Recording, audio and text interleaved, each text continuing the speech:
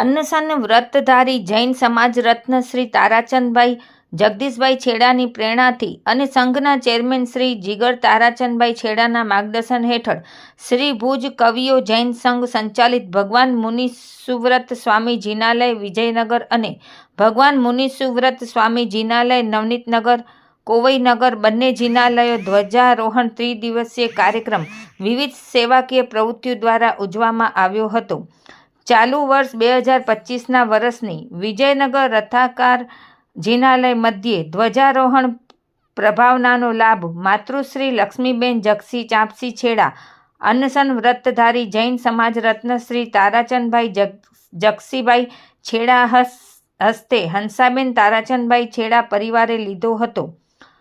નવનીતનગર કોવઈનગર મધ્યે આવેલ જિનાલયની ચાલુ 2025ના વર્ષની ધ્વજારોહણનો લાભ શ્રી માતૃશ્રી રમીલાબેન હિરજી નાગડા, માતૃશ્રી કુંવરબાઈ કુંવરજી રવજી ગોસર હસ્તે નિર્મળાબેન કિશોરભાઈ નાગડા હાલે ભુજ પરિવારે લીધો હતો. આ પ્રસંગે સાધ્વી તીર્થપ્રભાજી મહારાજ સાહેબે જણાવ્યું હતું કે ધાર્મિક પ્રસંગે એ આત્મદીપ પ્રગટાવવાનો મહામૂલો અવસર પરમ પૂજ્ય સાધુ સાધ્વી ભગવંતોના સાનિધ્યમાં પ્રાપ્ત થાય છે તેનો અનુપમ લાવો લેવા જણાવ્યું હતું. તેમણે સાંપ્રત સમયમાં અહિંસા પરમો ધર્મની જ્યોતને વધુમાં વધુ લોકો સુધી પહોંચાડવા અપીલ કરી હતી.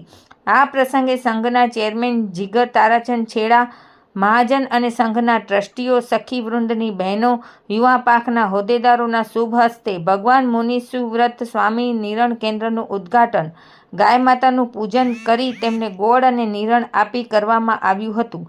આ પ્રસંગે જીગર તારાચંદ છેડાએ જણાવ્યું હતું કે જીવદયા એ જૈનોની કુળદેવી છે.